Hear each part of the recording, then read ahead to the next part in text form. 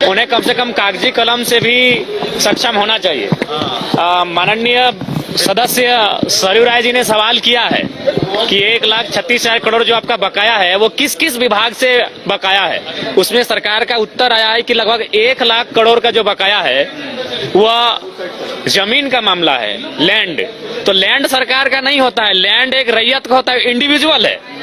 यानी इसीलिए हमें लगता है, शायद मैं गलत नहीं हूं, आज इसीलिए झारखंड राज्य में रैयतों के पक्ष में जमीन जीएम लैंड की रसीद नहीं काटी जा रही है, क्योंकि जीएम लैंड की रसीद अगर काटी जाएगी तो माइंस में जो जमीन का अधिग्रहण होता है, और आज जो सरकार 1,36,000 करोड़ का दावा कर रही है वो इंडिविजुअल पैसा है, वो सरकार का भी खजाना नहीं है। ये बहुत बड़ा विषय है, वो इंडिविजुअल है।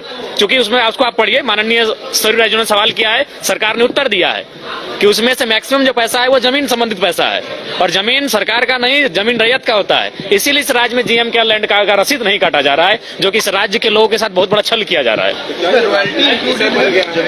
नहीं तो जमीन का रॉयल्टी नहीं, सीधा बात इंडिविजुअल है, जमीन का रॉयल्टी इंडिविजुअल है। चूंकि अगर जमीन का रसीद कटता और कोई माइंस वहां अधिग्रहण करती तो उस जमीन का रॉयल्टी मिलता, लेकिन किसे मिलता? रैयत को मिलता।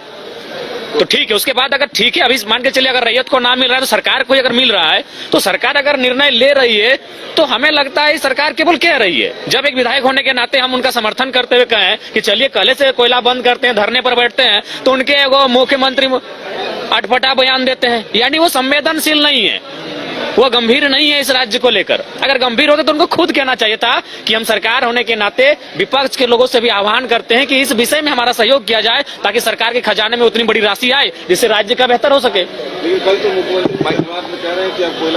वो कहते हैं, वो जब धनबाद जाते हैं तो धनबाद जैसा बात करते हैं, गिरिडीह जाते हैं तो गिरिडीह से बात करते हैं, और फिर रांची आते हैं तो माननीय बन के आराम से ठाट बाट करते हैं। धन्यवाद।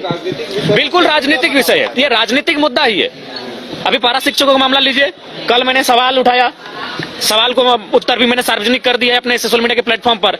अगर आप इस प्रकार के आप तर्क देंगे पारा शिक्षकों के मामले में, तो फिर यही माननीय इरफान अंसारी जी, इनका वीडियो स्टेटमेंट है, मीडिया को उन्होंने संबोधन किया कि हम 50,000 सरकार में आएंगे तो करेंगे।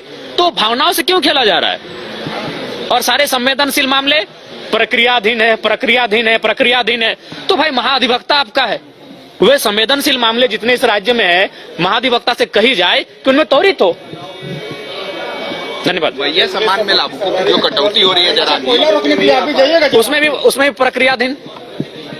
प्रक्रियाधीन चल रहा है।